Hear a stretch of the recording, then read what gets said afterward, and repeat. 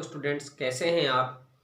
आज हम जलवायु क्या होती है, मौसम क्या होता है, इनके विभिन्न घटक क्या क्या होते हैं, कंपोनेंट्स क्या होते हैं, उसके बाद है कि जलवायु को नियंत्रित करने वाले कारक कौन कौन से होते हैं, और उसके बाद बात करेंगे कि भारत की जलवायु को प्रभावित करने वाले कारक।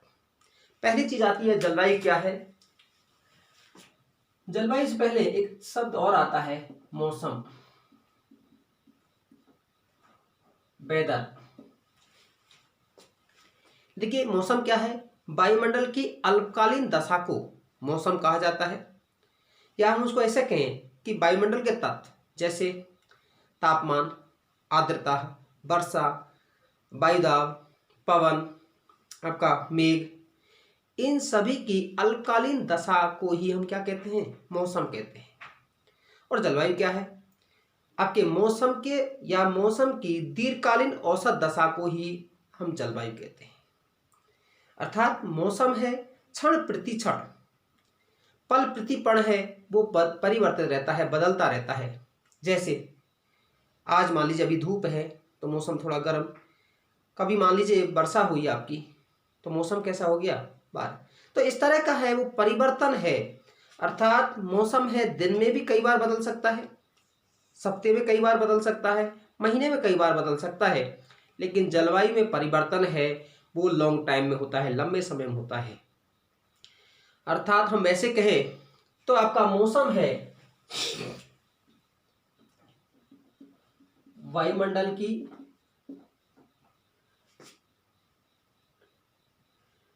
वायुमंडलीय की अल्पकालिक दशा को कहते हैं। और इसमें कौन कौन से तत्व हैं, देखिए मौसम और जलवायु में दोनों एक ही जैसे तत्व होते हैं, जिसमें है तापमान, टेम्परेचर, आपका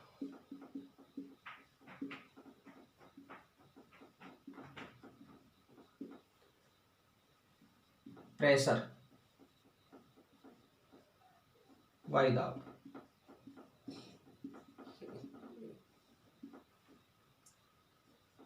आर्द्रता,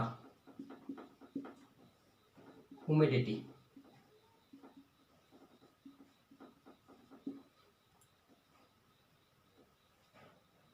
पवन,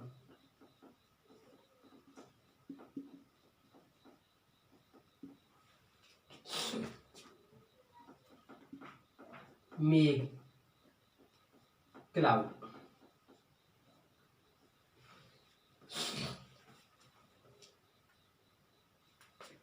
और आपका नेक्स्ट है बर्षण, प्रेसिपिटेशन या रेनफॉल की बात करें, बर्षण, प्रेसिपिटेशन, ये सारे तत्व हैं जो कि मौसम और जलवायु के तत्व कहलाते हैं। पहली चीज है कि मौसम वायुमंडल की अल्पकालीन दशा, अल्पकालीन दशा में कौन कौन से ये तत्वों की अल्पकालीन दशा ही क्या है, मौसम है। और आपका मौसम का जो दीर्घकालिक औसत है वो क्या है, आपका जलवायु है। अर्थात ये कहें कि मौसम के 31 वर्षों 31 से 35 वर्षों की औसत दीर्घकालीन अवस्था को ही हम क्या कहते हैं, आपका जलवायु कहते हैं। जैसे एनसीईआरटी क्लास 9th में दिया है 30 वर्षों, मौसम की 30 वर्षों की औसत दशा को आपका जलवायु कहा जाता है। अर्थात ये कहिए कि मौसम की दीर्घकालिक औसत दशा को ही हम क्या कहते हैं, आपका जलवायु कहते हैं। फिर दूसरी चीज है मौसम का दीर्घकालिक परिणाम, अर्थात जलवायु है मौसम का दीर्घकालिक परिणाम है तथा मौसम कारण है और जलवायु उसका परिणाम है। अब हम उनको एक एक चीज को देखते हैं। जैसे हम पहले बात करें तापमान, देखिए तापमान के संदर्भ बात करें, जैसे आपका ग्रीष्मकाल है, अब ये राजस्थान, यहाँ पर ग्रीष्मकाल में टेम्परेचर है 50 डिग्री तक होता है, और रात्रि में है वहां टेम्परेचर है 15 से 20 डिग्री। अर्थात दिन और रात के तापमान में अंतर है आपका 30 से 35 के मध्य में है आपका अंतराल होता है। दूसरा आप केरल और कर्नाटक में देखेंगे तो केरल में आपका ग्रीष्मकाल में टेम्परेचर है 22, रात को भी लगभग इतना ही, अर्थात वहाँ अंतराल है 7 से 8 डिग्री है आपका आता है। शीतकाल का देखते हैं यहाँ द्रास कारगिल आपने देखा होगा -45 डिग्री तक माइनस में टेम्परेचर है पहुंच जाता है। उत्तराखंड में देख लीजिएगा आपका कई जगह पर 0 डिग्री, कहीं पर 4 डिग्री, कभी आपका 3 डिग्री है, अर्थात तापमान संबंधी भिन्नता है वो आपकी पाई जाती है। दूसरी चीज है प्रेशर, वायुदाब। जैसे जैसे ऊंचाई की ओर जाते हैं वायुदाब कम होता जाता है। कारण क्या है कि एक तो चीज है ग्रेविटेशनल फोर्स, गुरुत्वाकर्षण शक्ति है निचले वाले भाग में है वो आपका अधिक होती है और ऊंचाई की ओर है वो आपका कम होती है। एक दूसरा हम तरीका से इस तरह से देख सकते हैं, जैसे ये पहाड़, ये मैदान, अब यहां से मान लीजिए एयर है, एयर का दबाव कहां तक अधिक होगा, ऊंचाई कहां अधिक है, इस वाले भाग, तो यहां पर प्रेशर अधिक होगा, इस वाले भाग में प्रेशर कम होगा और इसकी भिन्नता के कारण ही पवनों की गति होती है। नेक्स्ट है आर्द्रता। जहाँ समुद्र वाले भाग होंगे आर्द्रता अधिक होगी, जो आपके स्थल वाले भाग होंगे आर्द्रता है वो आपकी कम होगी। आपका पवन आपके स्थल वाले भाग से आने वाली पवन है वो आपकी शुष्क होगी और समुद्र वाले भाग से आने वाली पवन है वो क्या होगी, आर्द्र होगी। दूसरी चीज और है, अब पवन के जैसे मान लीजिए ये पहाड़ वाला भाग है, पहाड़ी भाग है, विंड इधर से आती है, इधर से आती है तो इधर से टकराएगी और टकराने के बाद है ऊपर उठेगी, सैचुरेटेड होगी, संतृप्त होगी और यहाँ वर्षा करेगी। अर्थात अभिमुख ढाल पर है वर्षा अधिक करती है लेकिन विमुख ढाल पर वर्षा नहीं करती है, सूखा रहता है लीवार्ड साइड में। वर्षा की मात्रा देखें, भारत में जैसे सबसे अधिक वर्षा का स्थान मासेराम, जहां वर्षा है आपकी 1300 सेंटीमीटर होती है। दूसरी तरफ है पश्चिम राजस्थान, यहाँ पर वर्षा है 10 सेंटीमीटर, या आपका कारगिल लेह में है 10 सेंटीमीटर, 10 सेंटीमीटर तक वर्षा होती है। तो इस तरह की वर्षा की भिन्नता है। दूसरी चीज है जो समुद्र के किनारे वाले भाग हैं, घाट के आपका अर्थात इस पश्चिम घाट के पश्चिम वाला हिस्सा या पूर्वी घाट के पूर्वी वाले हिस्से में वर्षा की मात्रा है वो क्या होती है, अधिक होती है। तो ये सारे कारक हैं जो भारत में मौसम और जलवायु के तत्व हैं जो यहाँ प्रादेशिक भिन्नता पाई जाती है। दूसरी तरफ देखेंगे वर्षा के रूप में आपका हिमालय पर्वत में हिमपात के रूप में वर्षा होती है, जबकि और वाले भूभाग में है हमारी जल की बूंदों के रूप में है आपकी वर्षा होती है। अब उसके बाद हम बात करते हैं कि जलवायु को प्रभावित करने वाले कारक।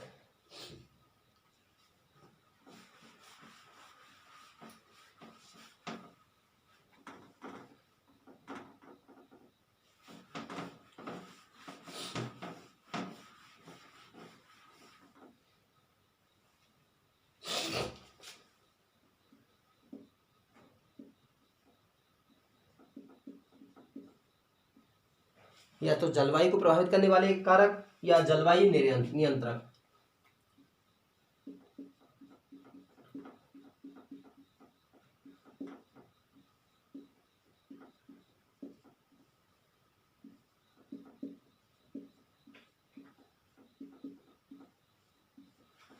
जलवायु के नियंत्रक लिख सकते हैं, जलवायु नियंत्रक अर्थात क्लाइमेटिक कंट्रोल। दूसरा हम लिख सकते हैं कि जलवायु को प्रभावित करने वाले कारक, फैक्टर अफेक्टिंग द क्लाइमेट। उसमें हमारा जो पहला आता है अक्षांश,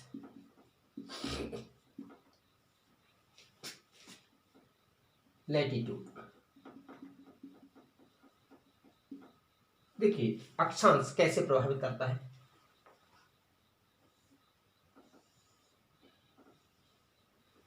ये हमारी अर्थ है, ये हमारी इक्वेटर है, ये ट्रॉपिक ऑफ कैंसर है, ये कैप्रिकॉर्न है। हमारी अर्थ है 23.5 डिग्री पर झुकी हुई है। यदि ये झुकी हुई नहीं होती इधर से सन, तो इस पे आधे भाग में है आपकी सनराइज होता और ये आधे भाग में आपकी नाइट होती। लेकिन जब 23.5 तक झुकी है तो सूर्य की किरण है 66.5, 23.5 डिग्री तक है, तिरछी किरण पहुंचती है, सीधी किरण है 23.5 तक पहुंच पाती है।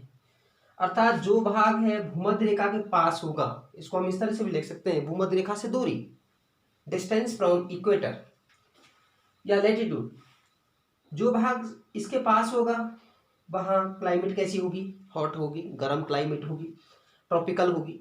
और जैसे जैसे उत्तर की ओर जाएंगे यहाँ पोल में, इधर साउथ पोल पर क्लाइमेट कैसी होगी, कोल्ड होगी। अर्थात पहला है जलवायु को प्रभावित करने वाला कारक क्या है, अक्षांश है।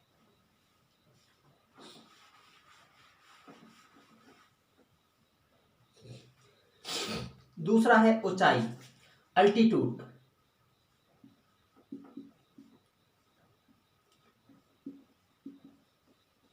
अल्टीट्यूड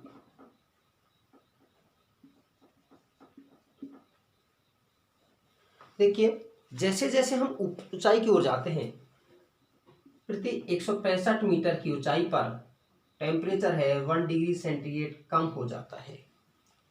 यही कारण है कि ऊंचाई वाले भागों में है तापमान है आपका कम पाया जाता है और मैदानी वाले भागों में तापमान अधिक पाया जाता है।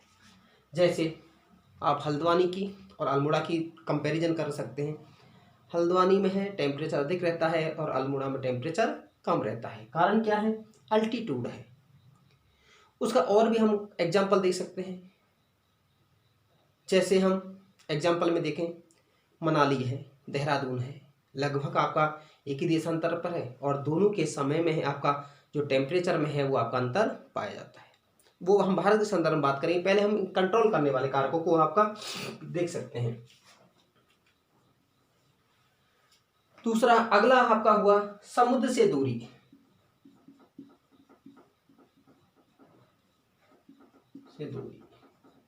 Distance from sea.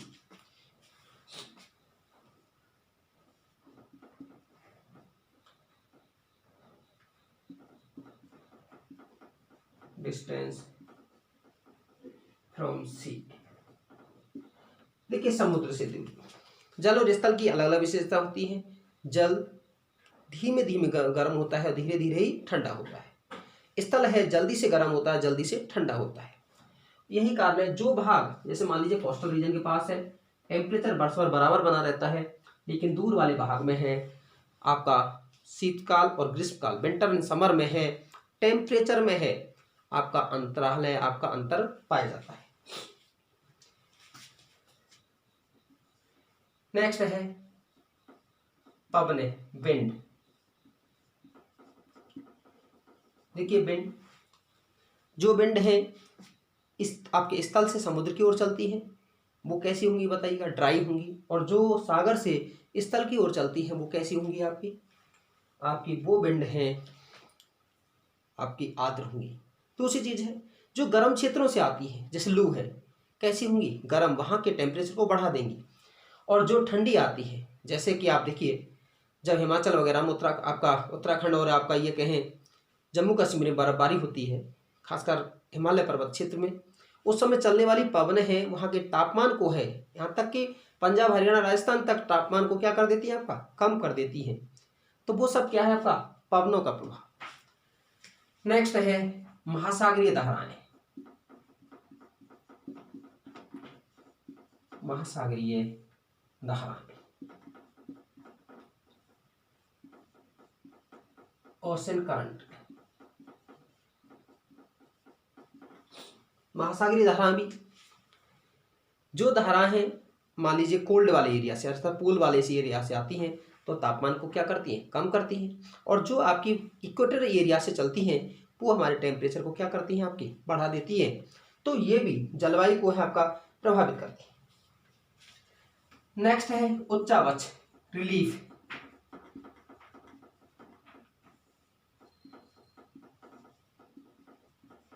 देखिए रिलीफ भी, मान लीजिए ये आपका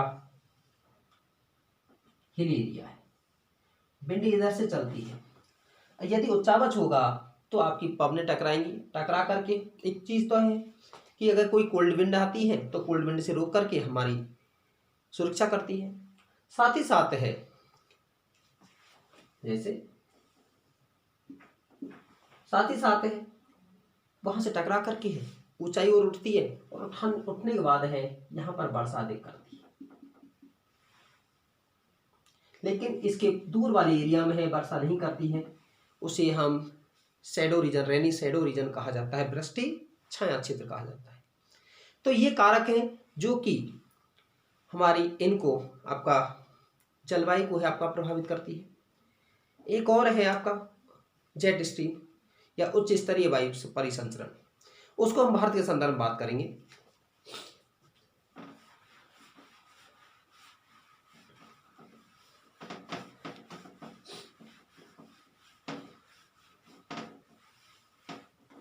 अब हम इन्हीं पॉइंट्स को भारत के संदर्भ में देखते हैं कि भारत की जलवायु को प्रभावित करने वाले कारक।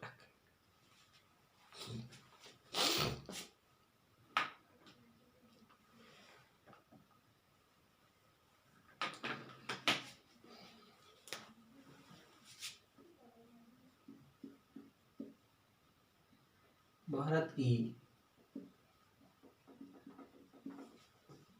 जलवायु को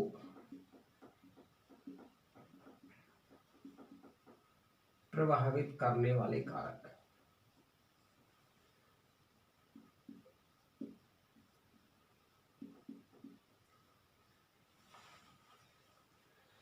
कौन कौन से कारक हैं आपके भारत की क्लाइमेट को प्रभावित करते हैं? Factor determining climate of India, Bharat की जलवायु को प्रभावित करने वाले कारक। और भारत की जलवायु को प्रभावित करने वाले कारक हैं वो हम दो तरह से रखते हैं। एक आपका स्थिति संबंधी, कि हमारी अक्षांश देशांतरी स्थिति कैसी है, पवन के संदर्भ में स्थिति कैसी है, उसके संदर्भ बात करेंगे। और दूसरा है वायुदाब और आपका पवन संबंधी। तो पहली आती है इसमें स्थिति और उच्चावच संबंधी।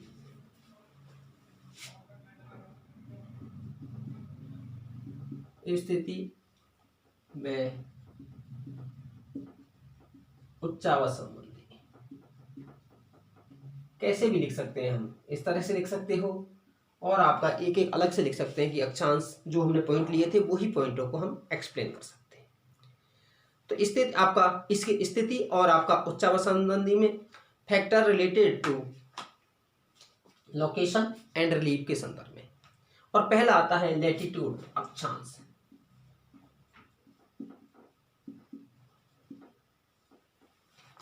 हमने बताया था चैप्टर फर्स्ट में, इंडिया है 8 डिग्री 4 मिनट नॉर्थ लैटिट्यूड से लेकर के 37 डिग्री 6 मिनट नॉर्थ लैटिट्यूड है। और कर्क रेखा है भारत के मध्य से गुजरती है इस तरह से आपका। और कर्क रेखा भारत को दो बराबर भागों में बांटती है। एक इसका निचला वाला भाग, इसे हम कहते हैं ट्रॉपिकल, और इसको कहते हैं सब ट्रॉपिकल। अर्थात एक आपका उष्णकटिबंधीय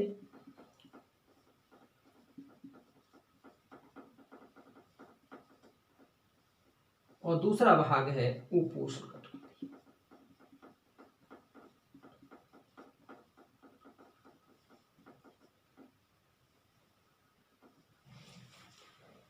आप इस वाले भाग में देखेंगे परस्पर टेम्परेचर है आपका लगभग बराबर और अधिक रहता है, अर्थात 20 से 30 डिग्री के आसपास। लेकिन इस वाले पार्ट में देखेंगे ग्रीष्मकाल में टेम्परेचर 50 तक पहुंचेगा, लेकिन शीतकाल में टेम्परेचर है यहाँ -डिग्री में भी आपका पाया जाता है। तो पहला है आपका स्थिति संबंधी, दूसरा है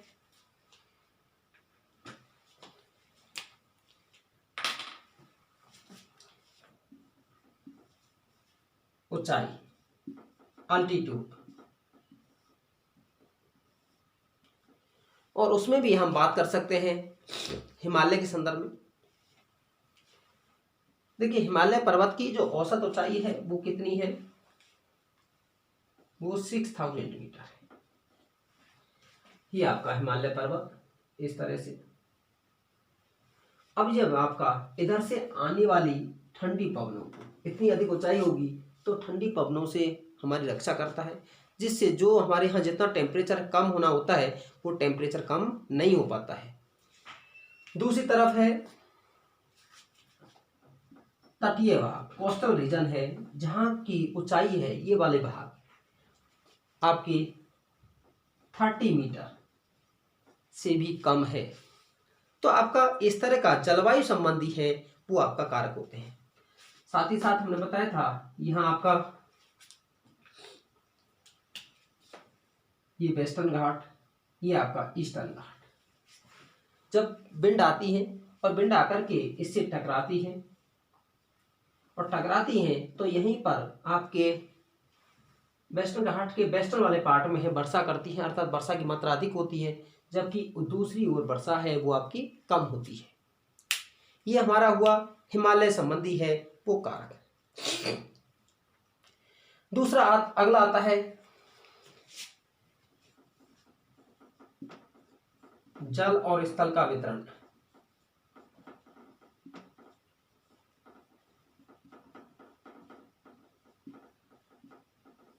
distribution of land and water. देखिए भारत आप देख पा रहे होंगे, इधर आपका अरेबियन सी है, अरब सागर है, इधर आपका बे ऑफ बंगाल, बंगाल की खाड़ी है।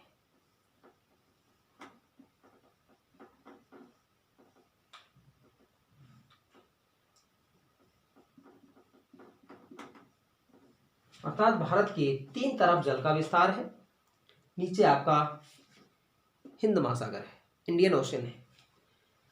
जो भाग तटवर्ती भाग होगा वहां टेम्परेचर वर्ष भर बराबर रहता है। जैसे उत्तराखंड में है, शीतकाल में विंटर में है टेम्परेचर है माइनस में पहुंचेगा, लेकिन आपका जो कोस्टल रीजन है जैसे मुंबई है टेम्परेचर है 20-25 डिग्री टेम्परेचर आपका बना रहता है। अर्थात जो भाग इस तरह के इसके सागर के पास होगा वहां वर्ष भर टेम्परेचर एक जैसा होगा, लेकिन इससे दूर जाने पर है तापमान संबंधी भिन्नता है वो आपकी अधिक पाई जाती है। ये हुआ आपका स्थल और जल के वितरण के संदर्भ में। फिर इसी के संदर्भ में हम एक और पॉइंट ले लेते हैं, समुद्र से दूरी। देखिए दूरी का हमने इसी में बता दिया, जो भाग दूर है वहां टेम्परेचर संबंधी भिन्नता अधिक होगी, जो भाग नजदीक है टेम्परेचर संबंधी भिन्नता है वो आपकी कम होगी। नेक्स्ट है समुद्र तल से ऊंचाई।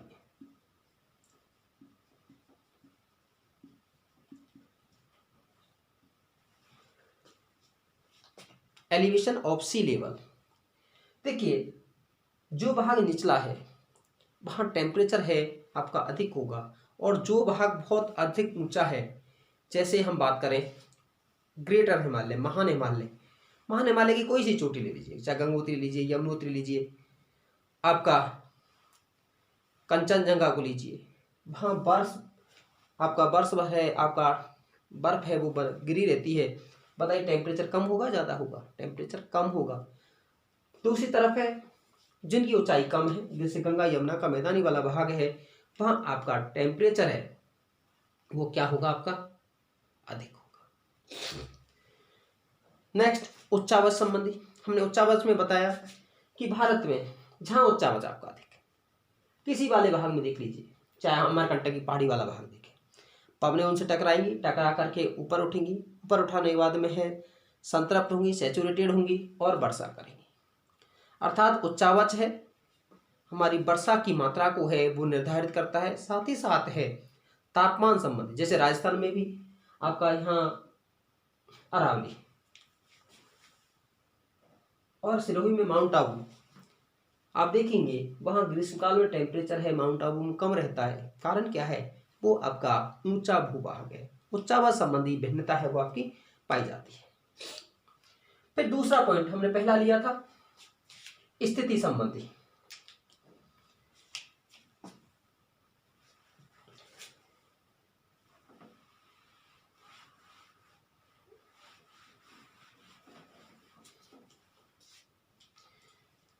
दूसरा हम ले लेते हैं वायुदाब और पवनों से जुड़े।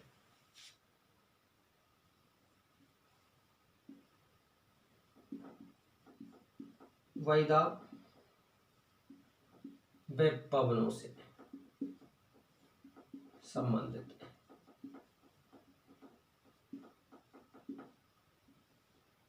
जुड़े कारक। और इससे जुड़े हुए 2-3 कारक होते हैं, factor related to air pressure and bends. और पहले इसमें 3 कारक हैं। पहला है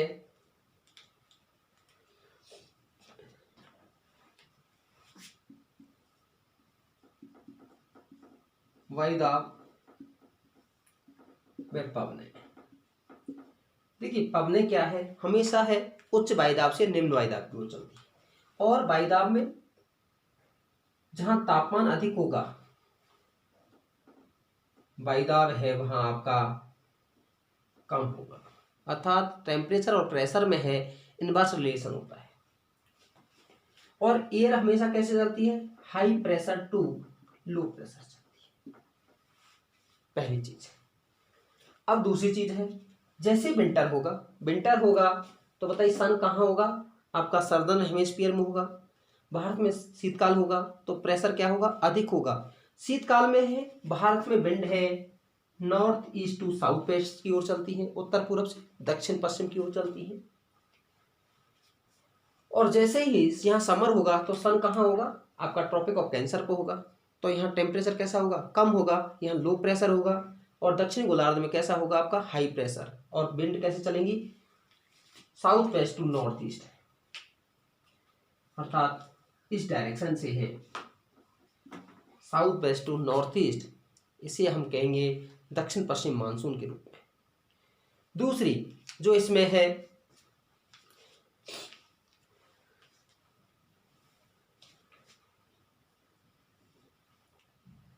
अपर एयर सर्कुलेशन, उच्च वायुमंडलीय दाब, उच्च वायुमंडलीय पवन संचार। अपर एयर सर्कुलेशन, देखिए अपर एयर सर्कुलेशन क्या है, ऊंचाई से कुछ अधिक ऊंचाई पर है, जैसे कि 9 से 13 किलोमीटर की ऊंचाई पर है, एक तीव्र सर्पिलाकार विंड चलती है, उनको हम एक अलग उसमें बताएंगे कि इससे टर्म जुड़े हुए हैं आपके, चलती है, जो कि इन मौसमों को है आपका प्रभावित करती है। किस तरह से करती है उसको हम बाद में देखेंगे आपके उसमें। तो उच्च वायुमंडलीय पवन संचार ये जलवायु को प्रभावित करती है। जब तीव्रता से चलेगी, इसकी स्पीड अधिक होगी, तो आपका जैसे कि आपका विंटर होता है पश्चिम से चलती है और इंडिया में आकर के हिमालय से 2 भागों में डिवाइड हो जाएगी, एक हिमालय से उत्तर की ओर और एक हिमालय के दक्षिण की ओर। जब समर होगा तो इसकी चलने की डायरेक्शन है ईस्ट टू वेस्ट हो जाती है। तीसरा पश्चिमी विक्षोभ,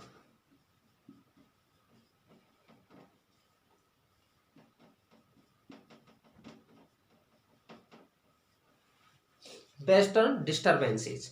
देखिए पश्चिमी विक्षोभ क्या है, ये खासकर आपके कब चलते हैं, शीतकाल में चलते हैं। और शीतकाल में बनने का रीजन क्या है कि आप वेस्ट की तरफ चलेंगे, आपका जो अफ्रीका है, अफ्रीका के ऊपर, उस अफ्रीका के ऊपर भूमध्य सागर है, ये अफ्रीका है, ये इसके ऊपर यूरोप है, यहाँ भूमध्य सागर। अब यूरोप कैसा है, ठंडा है, अर्थात यहाँ से कैसी विंड आएंगी, आपकी कोल्ड विंड आएंगी। दूसरी तरफ यहाँ से भूमध्य सागर, भूमध्य सागर है, जल है, मैंने कहा जल है, देरी से गर्म होता है, देरी से ठंडा होता है।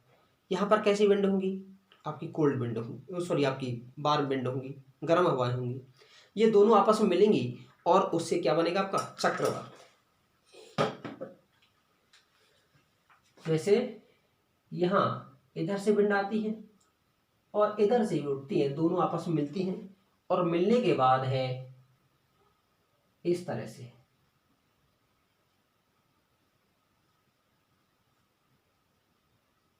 चक्रवात शुरू होता है। और फिर ये चक्रवात है, मैंने कहा शीतकाल में है।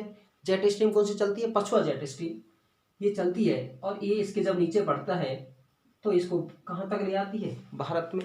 और भारत में है, इससे पश्चिम भारत में है वर्षा होती है, जिसे मावट कहते हैं। अर्थात पश्चिमी विक्षोभ क्या है? भूमध्य सागर से उठने वाले चक्रवात जो कि जेट स्ट्रीम के साथ साथ भारत में आते हैं और भारत में वर्षा करते हैं, उसे हम आपका वेस्टर्न डिस्टर्बेंस या पश्चिमी या आपका पछुआ विक्षोभ कहते हैं। ये थे आपके भारत की जलवायु को प्रभावित करने वाले कारक। कैसे लगे आपको? अब ज़्यादा से ज़्यादा लाइक शेयर सब्सक्राइब कीजिएगा। धन्यवाद।